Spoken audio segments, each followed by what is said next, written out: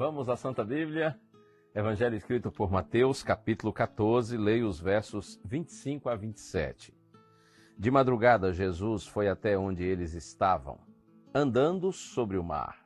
Os discípulos, porém, vendo-o andar sobre o mar, ficaram apavorados e disseram: "É um fantasma!"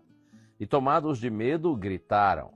Mas Jesus imediatamente lhes disse: "Coragem, sou eu, não tenham medo." Imagine você se estivesse naquele barco com os discípulos, em alto mar, e a situação estava complicada porque o vento era impetuoso, o barco estava sendo jogado de um lado para o outro, e de repente aparece alguém andando sobre as águas. Oh, uau! Os discípulos se apavoraram, já estavam, na verdade, com muito medo. Por conta das circunstâncias, eles estavam correndo o risco de naufragar, e de repente aparece alguém andando sobre as águas. E como diz o texto aqui, eles gritaram: "É um fantasma." Veja, eles já estavam assustados antes, como eu disse, pelas circunstâncias.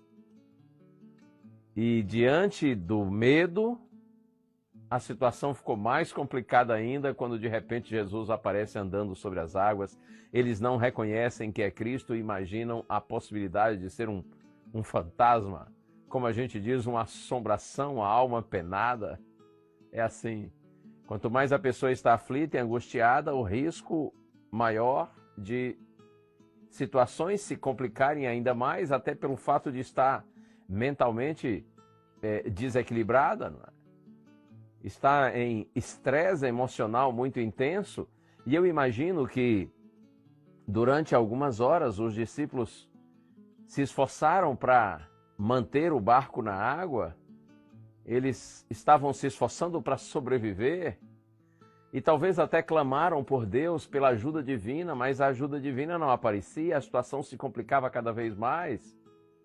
E de repente Jesus aparece quando eles menos esperam, e também de uma forma inusitada. Isso aqui é uma lição para mim e para você. Primeiro, Deus vem quando Ele quer e do jeito que Ele quer. O tempo de Deus pode não ser o nosso tempo, mas creia, os planos de Deus são perfeitos. Quando Deus vem, Ele vem na hora certa. E segundo, o Senhor vem do jeito que Ele quer. E o jeito como Ele vem é o jeito certo. Em nossas aflições, ao buscarmos a Deus, nós podemos estar certos da sua companhia, porque Ele sempre vem. Mas como eu disse, Ele vem no tempo dEle e do jeito dEle. Ele sabe quando e como, e tudo que Deus faz é o melhor.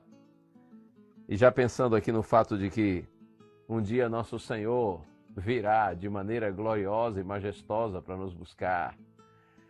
Aqui mesmo em Mateus capítulo 24, verso 27, Jesus disse: "Assim como o relâmpago sai do Oriente e se mostra ou brilha até o Oriente, assim também será a vinda do Filho do Homem." Jesus virá no seu tempo, segunda vez. E o tempo de Deus é o tempo certo. Lembre-se disso.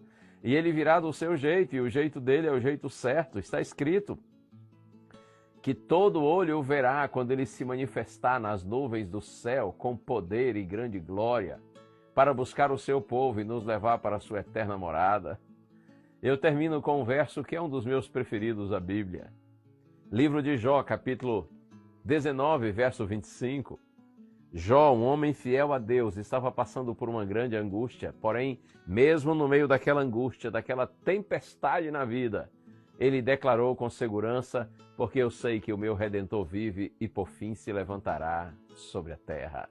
No dia certo, na hora certa, nosso Senhor que vive se levantará sobre a terra. E quando Ele se levantar sobre a terra, Ele levantará consigo todos aqueles que viveram e até morreram, porém confiantes nele. Deus nos abençoe. Vamos orar? Senhor, muito obrigado por sabermos que Tu sempre vens quando és solicitado.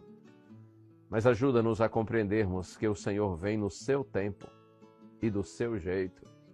Mas o seu tempo é o tempo certo, o teu jeito é o jeito certo. Ajuda-nos, Senhor, a termos essa segurança e essa confiança. Oramos em nome de Jesus. Amém.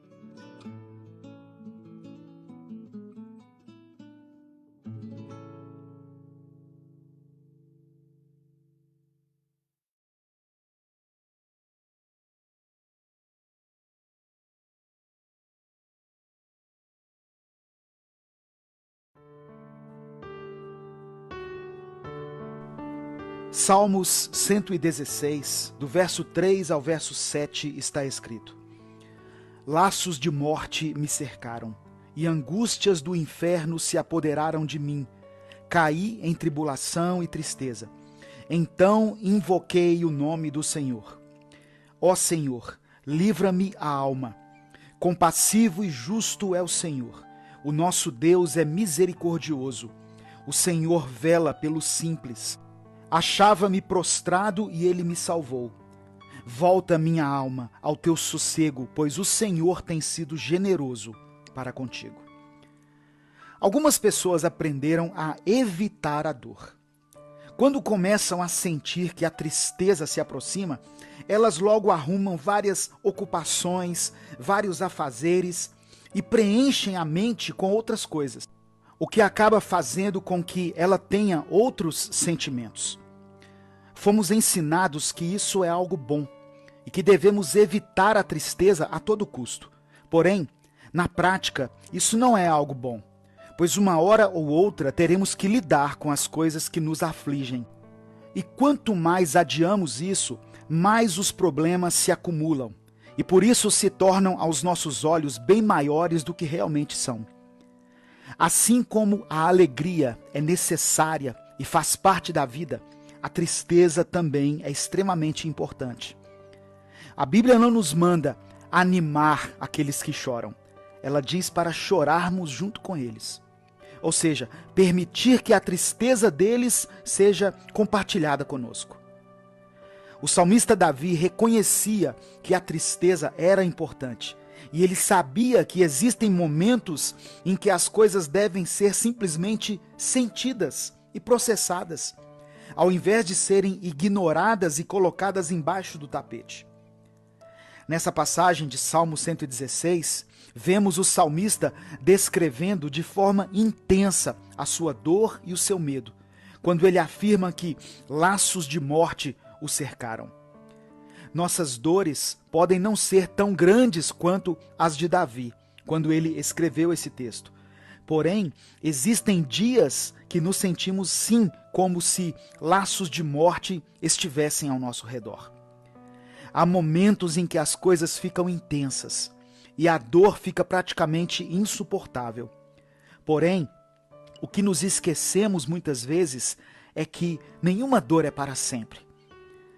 Perceba que depois de descrever a sua dor, logo em seguida, Davi afirma que invocou o Senhor. E por isso ele alcançou a paz interior por meio do Espírito Santo de Deus.